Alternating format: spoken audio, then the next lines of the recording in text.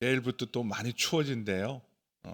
그래서 또 눈도 온다는 소식도 있고, 예, 꼭 이렇게 시작하면 우리를 주저앉게 한 여러 가지 일들이 있지만 코로나도 돌파해 왔습니다.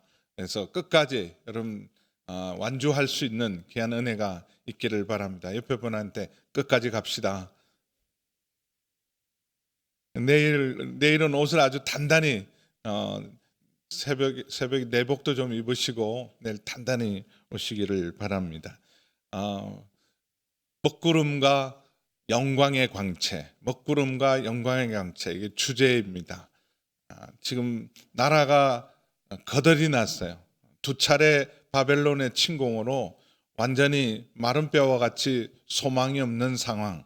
그리고 에스겔 자신도 포로로 잡혀왔어요. 인재는 다 지금 포로로 잡혀온 그 절망의 자리, 다 끝났다고 생각하는 자리에 하나님 찾아오셨어요. 먹구름 뒤에 영광의 광채로, 먹구름이 영원한 것 같지만 사라집니다. 그러나 태양이 영원한 것처럼 하나님의 보좌는 영원하고 자기 백성들과 함께 하시는 줄 믿습니다. 여러분의 자리가 두렵고 낙심과 절망과 소망이 없을지라도 살아계신 하나님이 우리와 함께 하시는 줄 믿습니다. 그 믿음으로 나아가기를 축원합니다. 이렇게 하나님 찾아오신 것은 목적이 있으세요. 목적이. 우리를 찾아오신 것은 부르시고 사명을 주시기 위해 찾아오셨습니다. 이런 하나님의 영광의 보좌, 움직이는 보좌, 그리고 빛의 속도로 자기 백성들과 함께 하시는 하나님의 영광의 보좌 앞에 어제 말씀 1장 28절에 보면 1장 28절을 우리 다시 볼까요? 시작. 그 사방 광채의 모양은 비 오는 날 구름에 있는 무지개 같으니 이는 여호와의 영광의 형상의 모양이라. 내가 보고 엎드려 말씀하시는 이의 음성을 들으니라. 하나님의 그 사방 광채가 비 온 뒤에 먹구름 뒤에 있는 무지개 같으니 이는 여호와의 영광의 형상의 모양이라. 이는 여호와의 영광의 형상의 모양이라. 에스겔을 통해서 우리도 이 영광을 보시기를 축원합니다. 에스겔이 본 걸 우리에게 알려주신 건요, 이게 하나님께서 우리 모두에게 이 영광을 보기를 원하십니다. 근데 그 앞에 하나님의 영광을 보면 다 엎드리게 돼 있어요. 경건한 두려움이 임하고 그 앞에 모두가 엎드립니다. 이사야도 기도 중에 성전에서 기도할 때 하늘이 열렸어요. 이사야도 절망하고 있었습니다. 위대한 왕 우시야 왕이 죽고 나라의 미래는 암울할 때, 그때 하늘이 열리고 올라오라 그래서 입신하죠. 입신해서 하나님 보좌의 앞에 가서 하나님의 보좌의 영광을 보는 순간 화로다 나여 망하게 되었구나, 다 엎드립니다. 그리고 다니엘도 엄청난 묵시를 봅니다.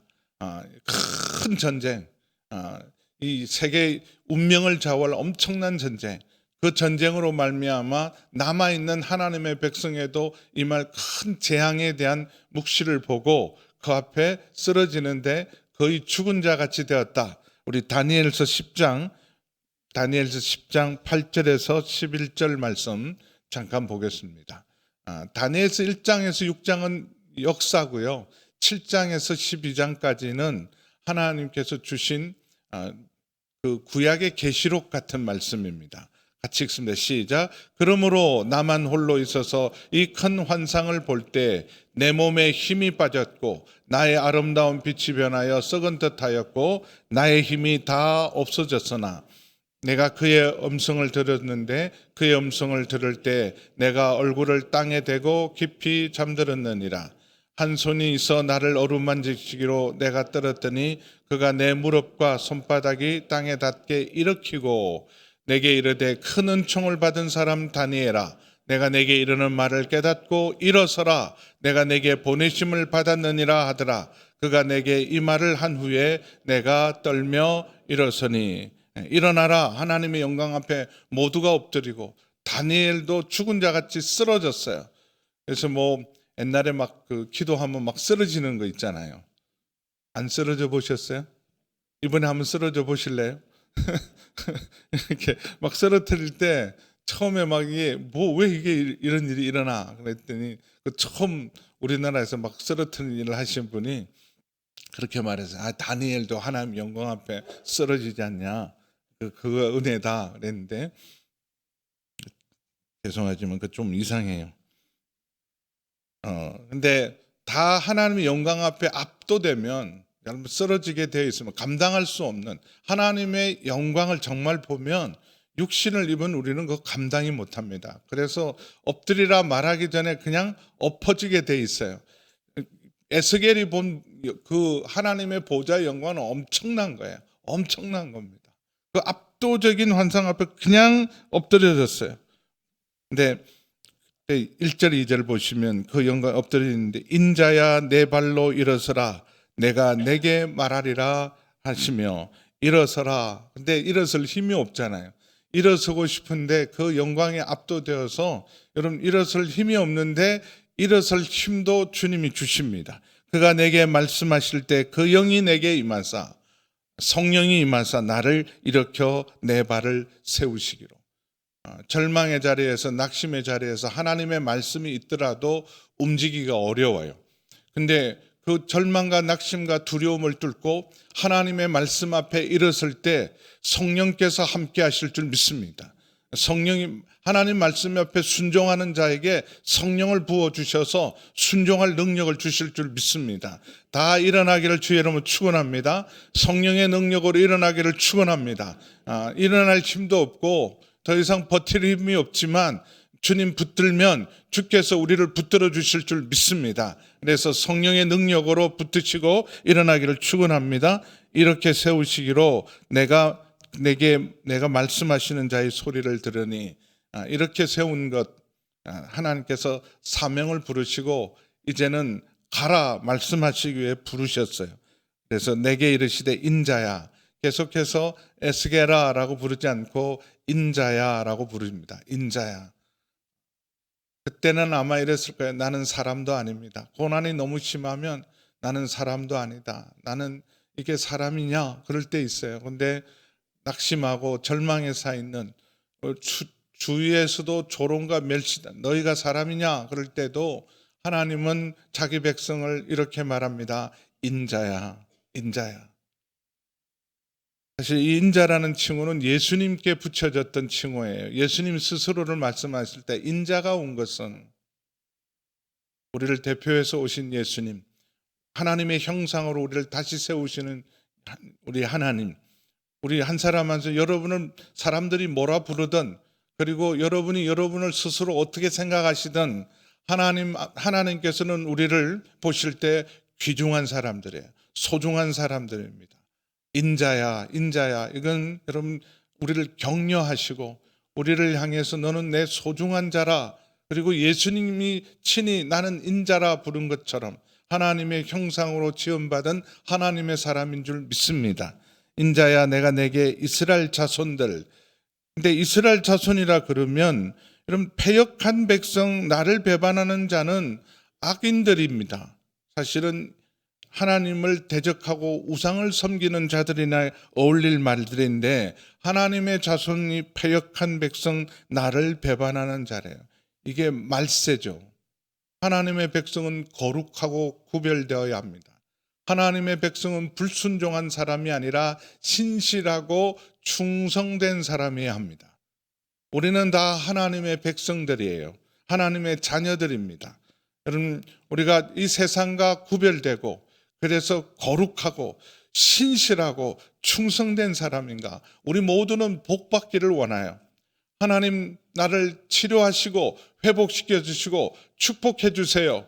하나님께 요구하는 것은 많지만 내가 하나님 앞에 정말 거룩하고 신실하고 구별된 사람인가? 하나님은 우리에게 복을 주시고 우리 삶을 회복시키기 전에 제일 먼저 우리가 변화되는 것, 하나님의 사람, 우리를 부르신, 너는 내 자녀다, 너는 내 백성이다, 너는 성도다. 그럼 성도라는 말은 거룩한 사람이잖아요. 세인트입니다. 성자다. 너희는 성도라는 말은, 그러면 우리는 달라야 합니다. 세상 사람과 구별돼야 돼요. 이 세대를 본받지 않고 거룩한 백성이 되고 그리고 순종하고 신실한 사람이 되고 그래야 복이 됩니다. 하나님이 우리 삶을 회복시킬 때 먼저 우리 자신이 먼저 변화되고 그릇이 깨끗해져야 하나님이 복을 주셔도 복이 온전해지는 거예요. 그래서 근데 이것 자체가 엄청난 책망이죠. 이스라엘 백성이라면 거룩한 백성 그리고 신실하고 충성된 사람이 한데 패역한 백성 나를 배반하는 자에게 이건 오히려 안 믿는 자보다 더 타락한 모습들이죠. 근데 그들에게 보낸대요. 엄청난 영광을 보여주셨어요. 그리고 사명을 주십니다. 소명을 주셔서 보내시는데 일어나라 그러는데 보내시는데 좀 말 잘 듣는 사람 그렇잖아요. 내가 말하면 그 말 앞에 순종하는 사람에게 보내야 되는데 패역한 자 하나님 말도 안 듣는 사람이 내 말을 듣겠어요. 패역한 사람 배반한 자에게 보내노라. 에스겔의 사역 현장 선교 현장 나를 보내시는데 정말 주님을 사모하고 기다리는 사람에게 보내는 게 아니라 이런 패역하고 배반하는 자에게 보내니 여러분 앞으로 사역할 그 현장이 얼마나 가시밭 같겠어요. 그래서 6절에 보면 지금 가는데 그곳이 옥토가 아니다 평안한 곳이 아니라 가시와 찔레가 함께 있고 전갈 가운데 거주한다. 여러분 가겠어요? 이게 사역의 현장이죠. 에스겔의 사역할 대상들이 이들에게도 하나님이 가장 위대한 선지자 중에 하나인 에스겔을 보냅니다. 내가 보내노라. 그들과 그의 조상들이 내게 범죄하여 오늘까지 이르렀다. 그렇게 맞고도 아직도 정신 못 차리고 있다. 1차 이미 침공을 당하고 2차 침공을 당하고 이제 나라가 다 거들났어요. 그럼 정신 차려야 되잖아요. 코로나 3년을 지나갔습니다. 그러면 좀 정신 차려야 되잖아요.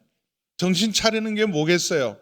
하나님 앞에 회개하고 온전한 믿음으로 주 앞에 나가야 합니다. 세상 사람들을 향해 기대하는 게 아니라 우리 하나님의 사람들이라도 이렇게 어렵고 힘들면 회개하고 주님 앞에 더 가까이 나와야 됩니다. 근데 코로나 이전보다 우리가 잘 모입니까? 더 기도합니까? 더 간절히 의지합니까? 어렵다 그래요. 힘들다 그래요. 그러면서도 점점 기도의 자리, 믿음의 자리, 은혜의 자리에는 사람들이 떠납니다. 구름대같이 모여야죠. 은혜 앞에가 아니라 은혜가 넘쳐서가 아니라 하나님 나는 갈 데가 없습니다. 주님밖에는 없습니다. 주님만 오직 의지합니다. 이전에 우리 정말 배고팠을 때 정말 힘들었을 때 그렇게 하나님 앞에 와서 여러분 부르짖고 모였듯이 모여야 해요. 그런데 코로나 3년을 통과하고 내년이 어렵다 그러는데도 사람들은 점점 믿음의 자리를 떠나고 있어요. 이게 기가 막힌 거죠. 그래서 그들과 그 조상들이 내게 범죄하여 오늘까지 이르렀다. 이 자손은 그렇게 매를 맞고도 징계를 당하고도 얼굴이 뻔뻔하고 마음이 굳은 자니라. 요즘 정말 이 세대가요 무서운 세대입니다. 그 2022년에 한 사자성어를 교수들 지성인들이 정했어요. 잘못하고도 회개하지 않는 세대, 잘못하고도 절대로 바꾸지 않는 세대, 부끄러운 줄 모르는 세대, 이게 우리 세대래요. 얼굴이 뻔뻔하고 마음이 굳은 자니라. 요즘 사람들의 특징입니다. 뻔뻔하고 마음이 굳어요. 엄청난 일을 하고도 그랬다 어쩔래 이러고 달라들어요. 너는 뭐 잘했냐 그러고 달라듭니다. 보통 일이 아니에요. 자기를 돌아보고 성찰하고 아니 자기 길을 가는 것은 좋지만 오조리 남을 비난하고 공격하고 거짓으로 선동하고 이게 세상 어떤 특정한 그룹이 하는 일 아니라 우리 모두가 있는 이 시대의 정신이 되어버렸어요. 패역, 얼굴이 뻔뻔하고 마음이 굳은 자니라. 내가 너를 그들에게 보내노니 이거 씨가 먹히겠습니까? 이런 사람들한테 얼굴도 뻔뻔하고 마음도 굳어 있는 자에게, 어떤 사람은요 얼굴이 좀 뻔뻔한 것 같아도 아직 양심이 살아 있는 사람도 있고, 그래도 그 마음은 굳어 있지만 얼굴은 그래도 부드러운 얼굴을 취하는 사람이 있는데, 이제는 대놓고 나 강팍해, 나 건드리지 마, 아예 얼굴부터 표정부터 사람들이 싸나워져 있어요. 이런 사람들 앞에 가서 예수 믿으세요, 회개하세요, 이 말이 나올까요? 그들에게 보낸대. 너는 그들에게 이르기를 주 여호와의 말씀이 이러하시다. 이런 사람들 앞에 주 여호와의 말씀이 이러하시다 그럴 때 듣겠습니까? 욕하고 비난하고 대적하고, 이게 뻔하잖아요. 근데 그들을 향해서 가라 말씀하십니다. 왜 가라 그러실까? 이런 사람들 앞에 5절과 7절 말씀인데, 먼저 5절 보겠습니다. 5절 함께 읽습니다. 시작. 그들은 패역한 족속이라 그들이 듣든지 아니 듣든지 그들 가운데 선지자가 있음을 알지니라. 7절. 그들이 심히 패역한 자라 그들을 듣든지 아니 듣든지 너는 내 말로 고할지어다. 이런 가시와 찔려갔고 전갈 가운데 거주할지라도 두려워하지 말라. 그들을 두려워하지 말고 그들의 말도 두려워하지 말고 그들의 얼굴도 두려워하지 말라. 이런 악한 자들 앞에 서면 여러분 정말 겁나요. 무시무시한 자 앞에 서면, 그것도 무리를 지어 있습니다. 악한 자들이 혼자 있지 않아요. 무리를 지어 있어요. 큰 무리를 짓습니다. 그래서 이런 악한 자들이 무리를 짓기 시작하면요, 약한 자들도 스스로 마치 악한 자들처럼 변장을 하고 무리를 지어요. 안 그러면 당할 것 같으니까, 너무 무서우니까. 그러니까 아예 나도 그 사람처럼 저 속에 들어가 버려야지. 그래서 마음이 착하고 약한 사람들도 얼굴이 싸나워지고 더 무섭고 강팍해지기 시작해요. 이런 한 사람 앞에 간다면 뭐가 두렵겠어요? 근데 무리를 지어 있어요. 큰 무리로, 이런 오히려 자기 잘못을 부끄러워하거나 자기 잘못을 시인하는 게 아니라 강팍하게 대적하는 자로 나오니까 이런 사람들 앞에 가면 얼마나 겁나겠어요. 그리고 악인들의 특징은 말이 겁납니다. 말을 얼마나 험하게 하는지 몰라요. 말도 두렵고 얼굴 보기도 두려운 사람들인데 이들에게 가라는 거예요. 요즘 전도할 때 사람들이 보다도 우리 먼저 이렇게 막 부들부들 떨어요. 부들부들 떨어. 너무 두려워하지 않기를 축원합니다. 두려워하지 말라.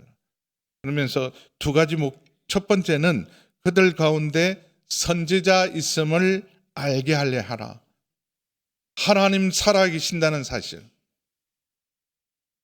이 세상에 하나님이 어디 있냐? 악한 자들을 보면 하나님이 안 계시는 것 같을 때 하나님이 어디 있냐? 그런 그들에게 여전히 하나님 살아계시고 여전히 말씀하시는 하나님이십니다.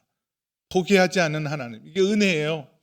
이런 강팍하고 못된 인간들 앞에 여러분 차라리 돼지한테 진주 목걸이를 거는 것처럼, 이건 해당도 안 되는 일이죠. 돼지한테 진주 목걸이가 당치나 하는 일입니까?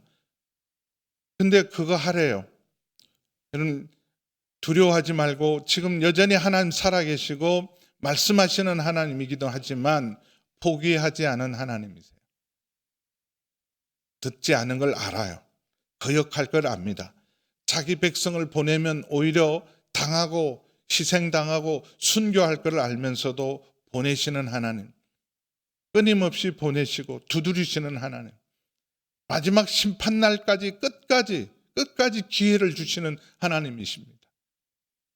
노아 홍수가 홍수에 대한 심판은요, 에녹 시절에 이 세상에 대한 심판을 에녹 시절에 말씀을 하셨어요.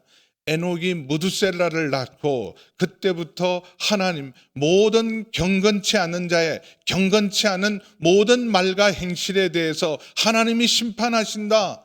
그때부터 외쳤습니다. 살아있는 날 동안 300년 동안 외치고, 그리고 그 아들 그 무두셀라는 이런 역사상 성경에 기록된 인간 사람 중에서 가장 오래 살았던 사람입니다. 969세, 969년을 기회를 주신 거예요. 그리고 마지막에도 방주를 만듭니다. 노아를 통해 120년의 기회를 줘요. 그리고 마지막 순간 일주일 전에 홍수나기 일주일 전에 짐승들을 태울 때 그때라도 정신 차리는 사람이 있어야 할 거 아닙니까? 야, 저 짐승들이 저렇게 때를 지어서 다 산으로 몰려가서 방주에 타고 있다면 정신 차려야 되잖아요. 한 사람도.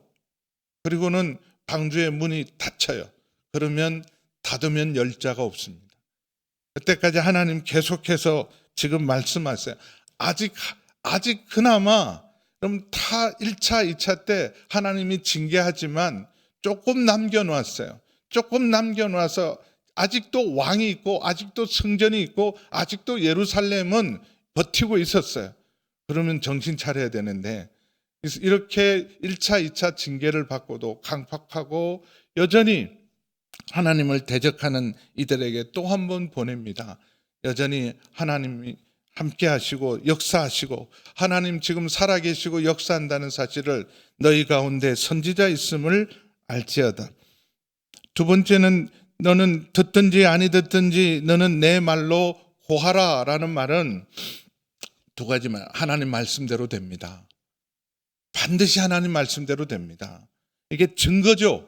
듣든지 아니 듣든지 남겨놓으면 나중에 가서 압니다. 아, 그때 에스겔이 말했던 것 우리는 말도 안 되는 소리고 귀를 막고 거짓말장이다 그랬는데 정말 하나님 말씀대로 되었구나. 마지막으로 여러분 이 말씀을 누구를 위해 하셨을까요? 우리를 위해. 우리를 위해. 그리고 여러분 절망 가운데 있었던 포로로 잡혀간 70년을 어떻게 이겨냈을까요? 남은 사람들이 있어요. 다니엘과 같이, 다니엘의 세 친구와 같이, 에스더와 같이, 모르드게와 같이 죽으면 죽으리라고 결단했던 사람들이 뭘 붙들고 이미 나라 망하고 성전도 파괴됐는데 그리고 포로로 잡혀서 절망 가운데 있던 사람들이 뭘 붙들고 버텼을까요? 하나님 말씀이에요. 에스겔과 다니엘을 통해 주신 말씀, 이 말씀 붙들고 듣든지 아니 듣든지 선포된 이 말씀이 여러분 남은 자들의 소망이었어요. 모두가 절망하고 마른 뼈처럼 아무 소망이 없어도 그 중에서도 우리 하나님 여전히 우리와 함께 하신다. 그리고 하나님 듣든지 안 듣든지 사람들이 무시하든지 인정하든지 하나님 말씀대로 된다. 그리고 그 말씀을 붙든 사람들 세상을 이겨냈어요. 그럼 듣든지 안 듣든지 주신 이 말씀이 영원한 하나님의 말씀이고 세월이 지나면 지날수록 야, 이 말씀은 진리였구나. 이 말씀은 그대로 되는구나. 무엇보다도 에스겔 시대 사람이 아니라 오늘 우리에게 주시는 하나님의 말씀인 줄 믿습니다. 세상 사람들이 듣든지 안 듣든지 두려워하지 않기를 축원합니다. 그들의 말을 두려워하지 마세요. 그들의 얼굴도 두려워하지 마세요. 숫자가 많다고 두려워하지 마세요. 여전히 하나님 살아계시고 여러분 우리가 세상에서 빛을 발해야 돼요. 어둠의 때일수록 빛을 발해서 하나님 살아계시고 하나님의 사람들이 이 땅에 있음을 선지자 있음을 알려야 합니다. 지금은 큰 일하고 대단한 일하고 여러분 뭐 많은 사람들을 여러분 전도하는 것 중요하지만 내 믿음 지키는 것 중요해요. 믿음을 딱 지켜서 이 땅에 하나님 사람이 있음을 여전히 신실한 하나님의 사람들이 하나님을 경외하는 신실한 사람들이 새벽마다 깨어서 기도하는 사람들이 금요일 밤마다 무릎 꿇고 주 앞에 기도하는 사람들이 하나님께만 소망을 두고 말씀대로 되는 줄 알고 말씀과 동행하는 사람이 여전히 있음을 알려주셔야 돼요. 그래서 말씀대로 된다. 말씀대로 된다. 그리고 이런 시대에 아무 소망도 희망도 없는 이런 시대에 우리가 유일하게 붙들고 살아야 될 것은 하나님의 말씀인 줄 믿습니다. 그래서 듣든지 안 듣든지 구할지어다 말씀하십니다. 우리 8절에서 보면 같이 읽습니다. 자, 8절 시작. 너 인자야 내가 내게 이르는 말을 듣고 그 패역한 족속같이 패역하지 말고 내 입을 벌리고 내가 내게 주는 것을 먹어라. 그 말을 듣고 이거 마음에 꼭 새겨야 돼요. 그 패역한 족속같이 패역하지 말고 그들 속에 살아가면 나도 모르게 변질돼요. 강팍한 사람들이 속에 있으면 나도 강팍해지고 말이 독한 사람들 속에 있으면 내 말도 독해지고 엄난한 세상 속에 있으면 나도 모르게 물이 들어요. 여러분 보통 엄난하지 않습니다.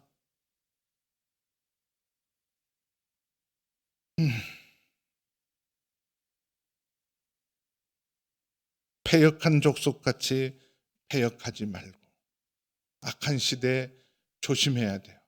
물들지 않도록, 세상에 물들지 않도록. 오히려 세상을 변화시키려면요, 하나님 말씀 앞에 꼭 붙어 있어야 돼요. 그리고 내가 세상에 물들지 않기 위해서라도 담대하게 하나님 말씀을 선포해야 돼요. 입을 다물고 그냥 내 믿음 지킬 때 잘못하면 나도 물듭니다. 오히려 이럴 때 이 세대를 본받지 말고 세상 사람들 앞에, 이 패역한 족속들 앞에 우리 스스로를 지켜내기 위해서도 증인이 돼야 돼요. 그러지 않으면 나도 모르게요, 자꾸 말도 나도 세지고, 패역한 세대 가운데 나도 패역해지고, 그리고 나도 뻔뻔해지고, 나도 음란해지고, 나도 탐욕스럽게 되고 변화돼요. 우리 이전의 사람들, 우리나라 사람들 예수 안 믿어 그래도 한국 사람들 정이 있고 착했어요. 말 독하게 안 했습니다. 근데 우린 가만 생각해 보세요. 우리 예수 믿는 사람의 말도 엄청 독해졌어요. 전 장로님 그시죠? 벌교 사람들 원래 무시무시한 사람들인데 요새는 벌교 사람들이 항복할 거예요. 요새 사람들 보면 벌교 사람들은 여러분 욕을 해도 얼마나 찰지게 은혜스럽게 하는지 몰라요. 막 들으면 카타르시스가 일어나잖아요. 요새 사람들은요, 그 안에다가 독을 바르고 가시를 집어넣어서 말로 사람을 죽이듯이 패듯이 말을 합니다. 근데 우리 쓰는 언어들 보세요.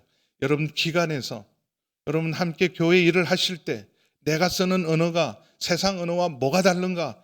앞에 것만 달라요. 집사님, 권사님만 다르고.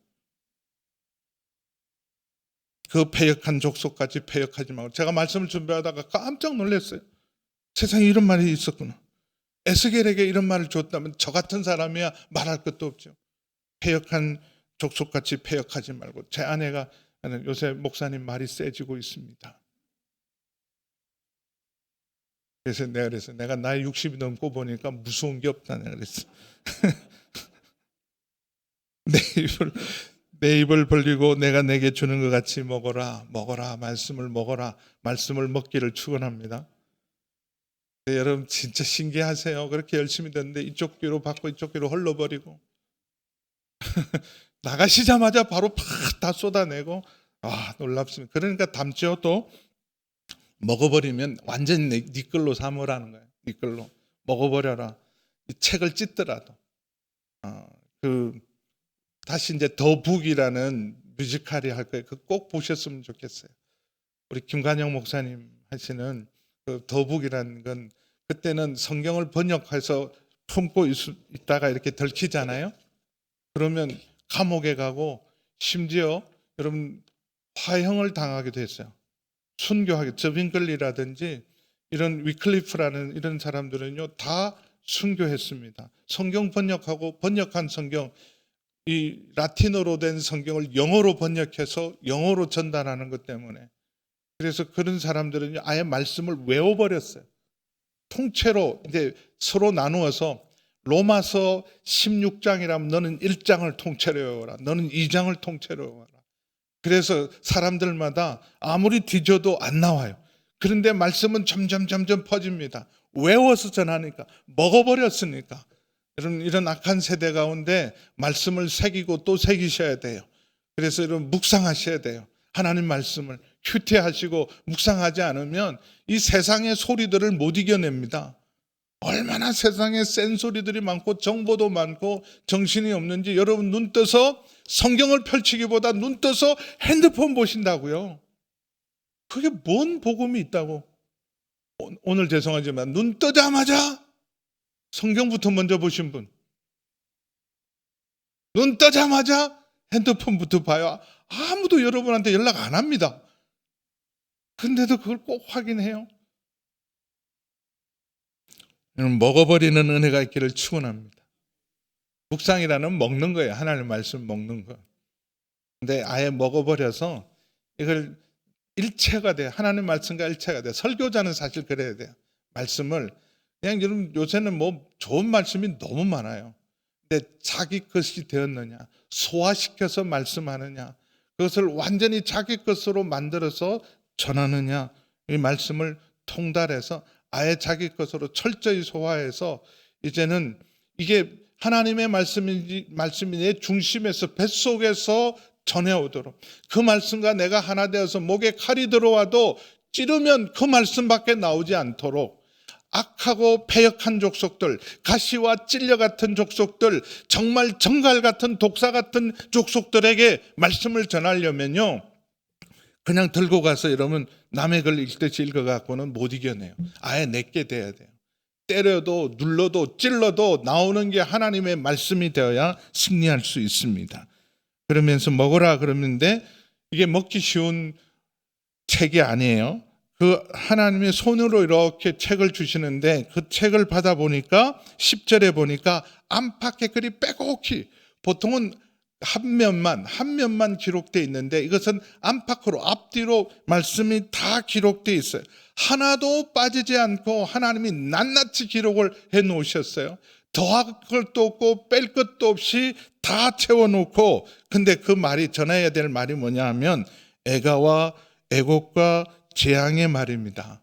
사실은 좋은 말, 복 받으세요, 좋은 일이 날, 이런 말을 해도 악하고 독한 사람들에게 말하기 겁나는데요, 회개하라, 하나님의 심판이 이제 곧 임할 것이다, 애가와 애곡과 재앙의 말이다.